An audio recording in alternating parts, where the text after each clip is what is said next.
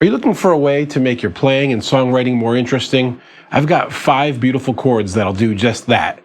Let's break some chord boredom.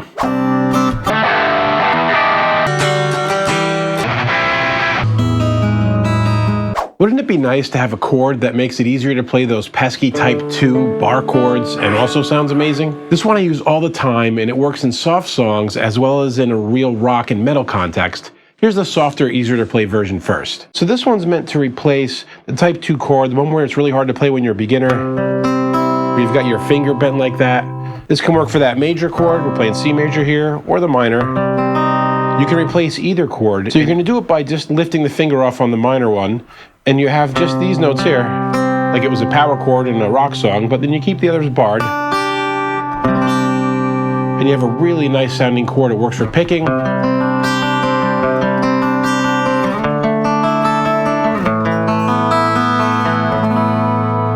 Sounds great with the open strings, and it can work for strumming. It's a real simple chord replacement, but it's really beautiful. And I have a really great trick with these chords that sounds totally amazing. Stick around to the end of the video, and I'll show you that before we wrap up, I promise. Let me show you the rock metal version of it now. For this rock metal version of it, we're gonna have a bit of a stretch. Let's take a G chord, and if you have your basic G power chord, you're gonna replace the 3rd finger with the 2nd finger because you need to do a stretch here. So it's gonna be the 3rd fret, and the 5th fret, and the 7th fret on consecutive string.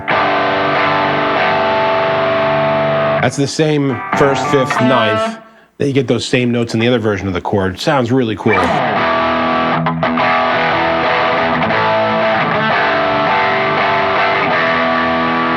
I love hitting that chord in rock songs. Let's count down now from 5 to 4. Have you ever wanted to play a chord so gnarly that you can't help but make the face? You know, that face. Well, this chord from Purple Haze by Jimi Hendrix is as gnarly as it comes. We start with the open E, then we play the 7th fret E, the octave, then we play the major 3rd over here, 6th fret on the D string, then we're gonna play the minor 7th, it's the note D on the G string, 7th fret, and then we add our pinky in to get the real extra gnarliness. That's that G, 8th fret on the B string. Sounds really good in like a funk context. You can go down like a half step and then back up. Super gnarly. It's also great to end a phrase.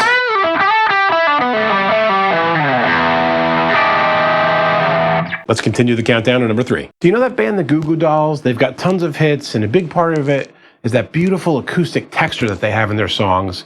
Here's a chord shape that you can move all around that sounds like them and will bring a tear to your eye. And what we're gonna do here is we're gonna take a basic chord progression. Let's say it's a D major to an E minor to a C major.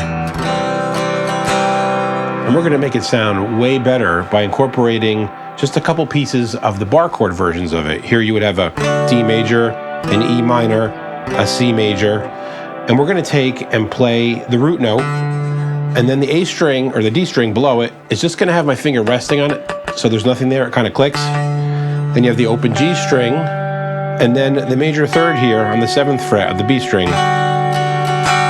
When you go up to the E minor, you have the 7th and the 8th fret, and then back to a major chord on C, 3rd and 5th fret are the ones you're holding. It's so much more beautiful. Think of this compared to, feels so much more expressive to me.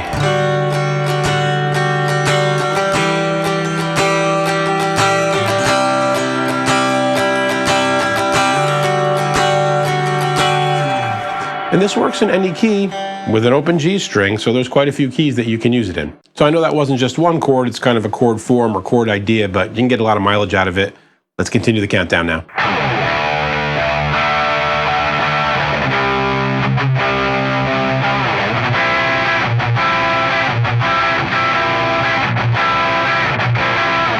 Are you a drop D player looking for something other than the same old boring one-finger bar chords? Here's a great one for my top 5 drop D chords that I'll share with you again here. You saw it in the context of a D minor metal kind of progression there, and I'm barring the 8th fret, and then I'm playing the 9 here on the 10th fret on the D string, and then I'm playing the 9th fret on the G string, and then letting all that ring through as well, or maybe just that when I'm strumming it really fast. So it's a wonderful chord that builds some tension up, works great in a vocal part. It's actually part of a chorus of one of my songs. I'll put a link up here to it for you. Anyway, I love the way that one sounds, and if you want the other drop D chords at the end of this video, I'll drop the link in so you can get right to that. Let's get to the most beautiful chord I know now. This chord is like rain on a warm spring day, like a puppy's eyes, like... Too bad it's such a bastard to play. All right, this is in the key of E major. We have the open E string and the open E string that we're playing. And then we're gonna have the 4th fret of the B string. We're gonna have the 1st fret of the G string, and then the 4th fret of the D string. So you make this big stretch.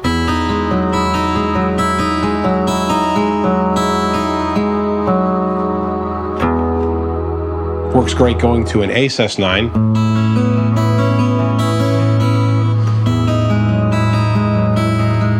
You might recognize it from my little ad video at the beginning of the channel. So I know I promised you a really cool trick with number 5 from this video, the sus9 chords.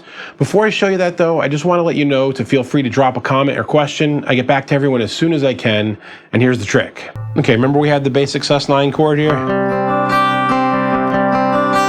The trick is if you put 2 of them together in harmony. So I could play the C and the E at the same time, or I could do the C and maybe way up here an A, or sorry, a G and do the 5th. You'd need 2 guitarists to do this or to double track yourself, but we've all seen harmony guitar leads aplenty. How many bands do harmony chords? Let me put it together from the desk, like a little recording of it, and check it out.